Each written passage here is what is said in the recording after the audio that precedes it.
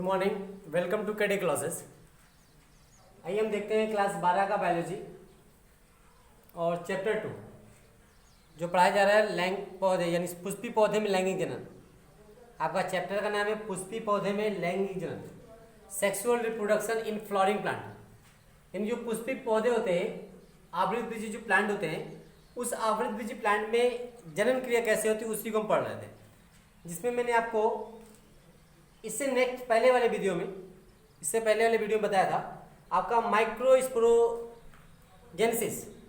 Microsporogenesis यानी आपका लघु बीजाणु का जनन, यानी लघु बीजाणु का निर्माण कैसे होता है उसको हमने पूरा एक्सप्लेन करके फिगर के साथ बताया था आपको। तो उस पर पूरा बताया गया था कैसे निर्माण होते हैं, यानी एंथर में पराग कोश में आपका कैसे छोटे छोटे कण बनते हैं जिसे हम लघु बीजाणु कहते हैं या पराग कण कहते हैं हिंदी में। दूसरा नाम होता है पोलन ग्रेन। तो उस पोलन ग्रेन जब आपका बन जाता है तो शुरुआती अवस्था में क्या होता है, चारों लघु बीजाणु हमने बताया था, एक आपके एंथर मदर सेल से यानी एक आपके लघु बीजाणु मात्र कोशिका से चार आपके लघु बीजाणु निर्माण होता है। यानी आपका मदर सेल से 4 आपका डॉटर सेल का निर्माण होता है, बताया गया था। एक मदर सेल से आपका 4 डॉटर सेल का निर्माण होता है।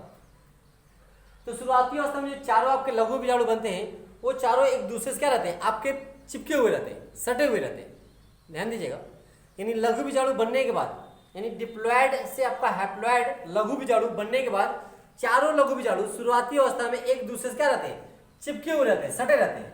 तो चिपके और सटे रहने के आधार पे उसके आपको कई प्रकार होते हैं, यानी लघु बीजाणु की स्ट्रक्चर संरचना में परिवर्तन होता है। संरचना में क्या हो जाता है, परिवर्तन हो जाता है, याद रखिएगा। तो उस आधार पे आपके कई प्रकार से बांटे गए हैं। यहाँ लिखा हुआ है टेट्राड चतुष यानी चतुष जिसे कहते हैं, टेट्राड यानी के आधार पर आपका माइक्रोस्पोर या पोलन ग्रेन, हिंदी में क्या कहेंगे, लघु बीजाणु। यानी लघु बीजाणु की संरचना कैसे होती है, यानी चतुष्फली संरचना के आधार पे लघु बीजाणु कौन कौन सा स्ट्रक्चर बनाता है उसको हम देखेंगे। यहाँ देखिए आपके मुख्यतः 5 प्रकार के सेल इसके तैयार होते हैं। मुख्यतः 5 प्रकार के स्ट्रक्चर का फॉर्मेशन करता है लघु बीजाणु। आपका लिखा हुआ है tetrahedral, isobilateral, linear, decussate and T cell, right. यहाँ फिगर भी दिखाया गया है आपके कौन कौन से आपका स्ट्रक्चर होते हैं। मुख्यतः आपका द्विबीजपत्री और एक बीजपत्री में ये दोनों देखने को मिलते हैं। ये प्रायः द्विबीजपत्री में ये और एक बीजपत्री में ये चीजें आपको देखने को मिलता है, याद रखिएगा। ये आपका स्ट्रक्चर आपके शुरुआती अवस्था में लघु बीजाणु के होते हैं। टेट्राहेड्रल यानी आप क्या होते हैं, आपके जो चारों लघु बीजाणु होते हैं वो चारों दिशा में क्या होते हैं, आपके बटे होते हैं। 1 2 3 दिखाई दे रहा है, और एक इसके पीछे साइड बैक साइड में होता है।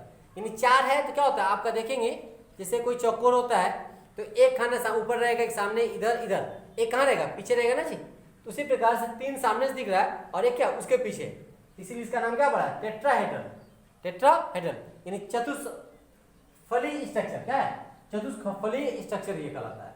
ये होता है आइसोबाइलेटरल, क्या कहलाएगा, आइसोबाइलेटरल यानी समद्विपार्श्वी, हिंदी क्या कहेंगे, समद्विपार्श्वी। यानी आपस में क्या होते हैं आपका 1 2 सम मतलब समान, द्विपार्श्व मतलब द्वि आपके भागों में बटे हैं। तो आपका द्विपार्श्व यहाँ 2 यहाँ 2 यहाँ, 2 ऊपर 2 नीचे, आप क्या होते हैं, बटे होते हैं। या आप इस तरह से देख सकते हैं, 2 इस साइड बटे होते हैं, इसीलिए इसका नाम होता है आइसोबाइलेटरल कहलाता है।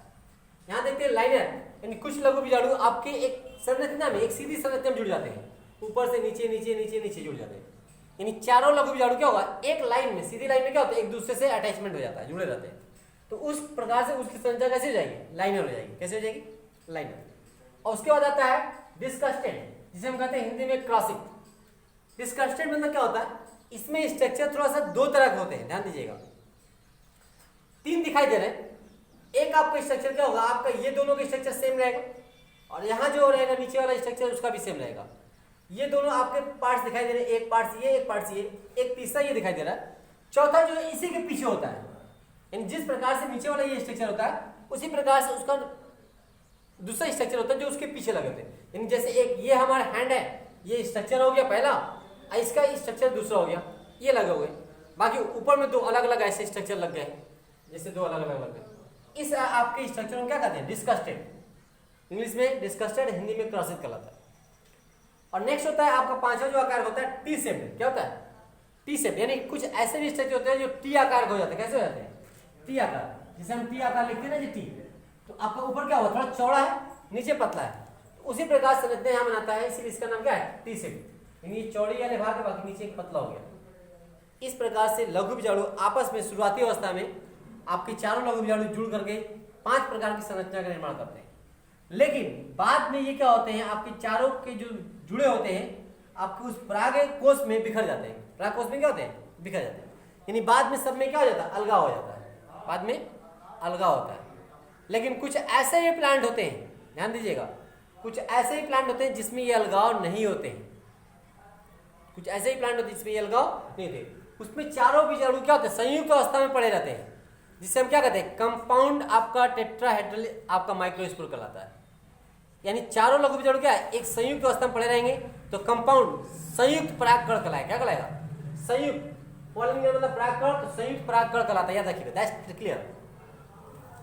हिंदी में क्या कहेंगे, आपका संयुक्त परागकण, इंग्लिश में आपका कंपाउंड पॉलन ग्रेन या कंपाउंड माइक्रोस्पोर के नाम से जानते हैं। क्लियर है।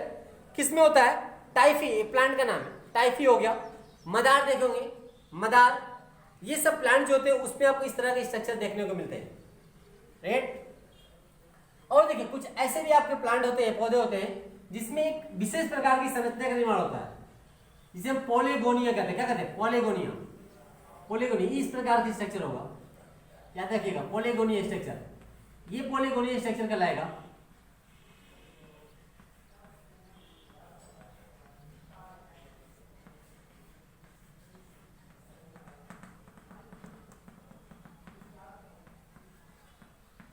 तो कुछ ऐसे भी स्ट्रक्चर बनाते हैं जिसे हम क्या कहते हैं, पॉलीगोनिया के नाम से जानते हैं।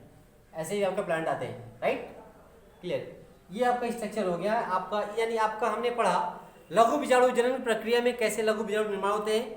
वो शुरुआती अवस्था में 4 प्रकार के संयुक्त अवस्था में पाए जाते हैं, बाद में अलग हो जाते हैं परागकोश के अंदर। ये आपका स्ट्रक्चर होता है। इसके बाद हम आपको बताते हैं कि जो लघु बीजाणु बनने के बाद उसका प्रस्फुटन कैसे होता है, अर्थात परागकोश से कैसे वो बाहर निकलते हैं, किस आधार पे वो क्या होते हैं, आपकी कौन कौन संरचना से आधार पे, कैसे स्ट्रक्चर के आधार पे क्या होते हैं आपके बाहर निकलते हैं। इसको मिटाने के बाद हम उसको बता रहे हैं कि कैसे आपका परागकण का प्रस्फुटन होता है, यानी परागकण कैसे आपके परागकोश से बाहर निकलता है, उसके बारे में डिस्कस करेंगे।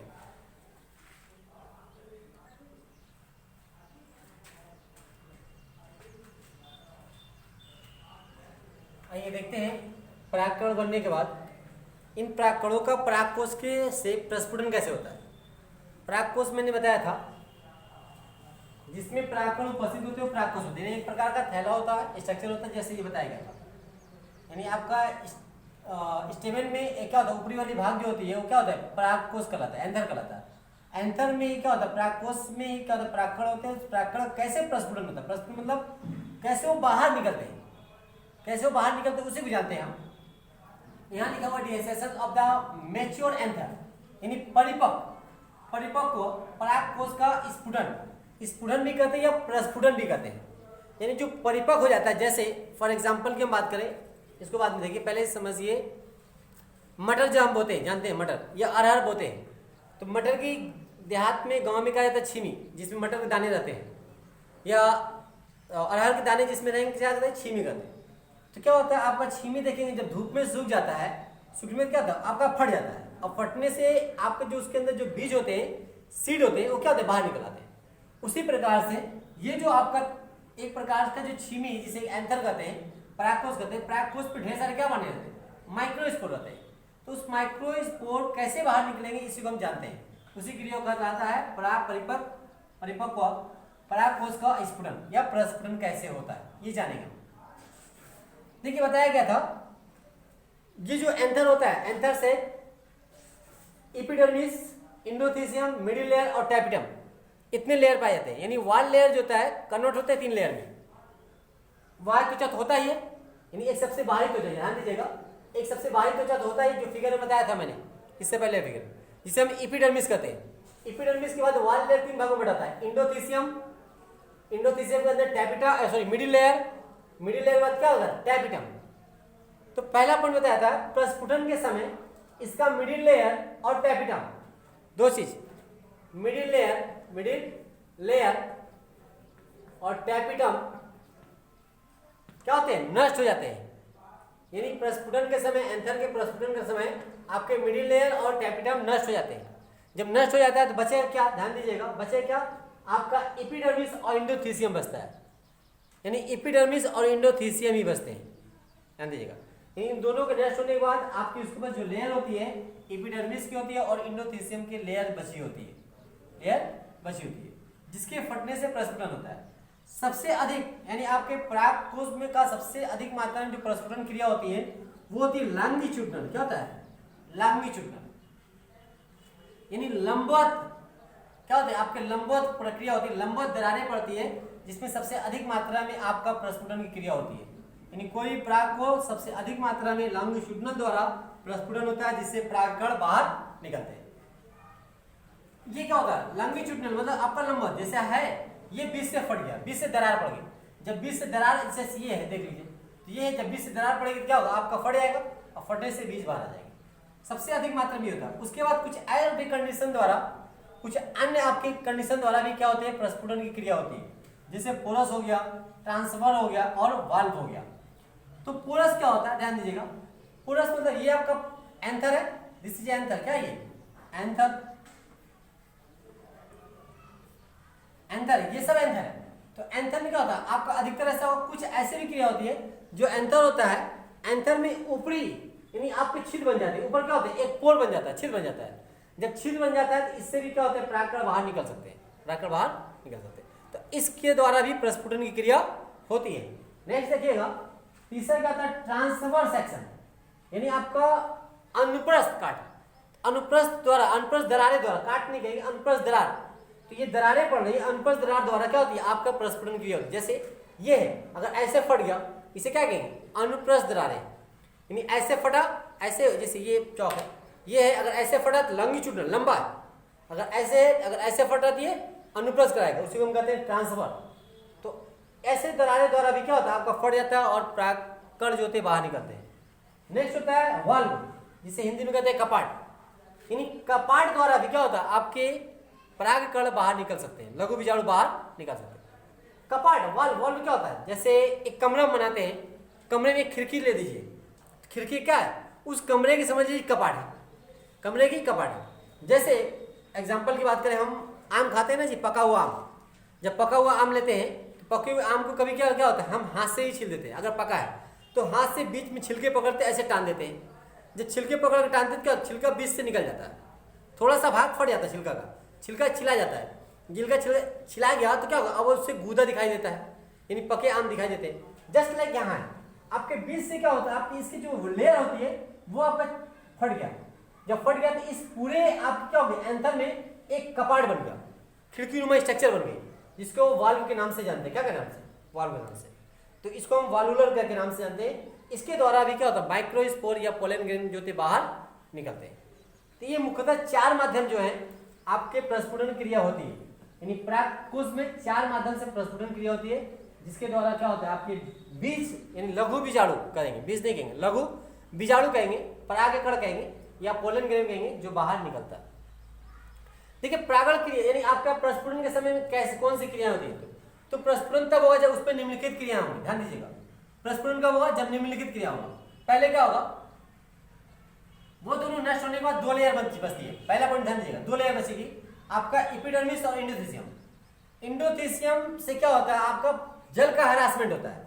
पहली प्रक्रिया क्या होगी आपका, जब प्रस्फुटन होने के समय आता है सबसे पहले आपका जल का हरासमेंट होगा, यानी सूखेगा। अरहर के बीज, मटर के बीज आपके छीमी से कब फटते हैं, जब वो आपका सूख जाता है। उसी प्रकार से इसमें क्या होगा जल का हरासमेंट होगा, जब जल का हरासमेंट होगा तो अंदर की तरफ सिकुड़न होती है, कहाँ होगी अंदर की तरफ सिकुड़न होगी, यानी ये है जब जल का हरासमेंट हो गया तो अंदर की तरफ खिंचाव डालती है, जब अंदर की तरफ खिंचाव डालेगी तो उससे क्या होता है आपका दरारें पड़ जाती है, क्या पड़ जाती है दरारें। तो आपके खिंचाव होने की वजह से आपकी उस पर दरारें पड़ जाती हैं, और वह दरारें आपके लॉन्गिट्यूडिनल हो सकती है, ऐसे भी हो सकती है, या छिलके के रूप में फट सकती है, या पुल बन जाती है। इस प्रकार से दरारें बन जाती है और आपके बनने के बाद इस परिपक्व परागकोश से परागकण जो होंगे क्या होगा, परागकण जो होंगे आपके बाहर निकलते हैं।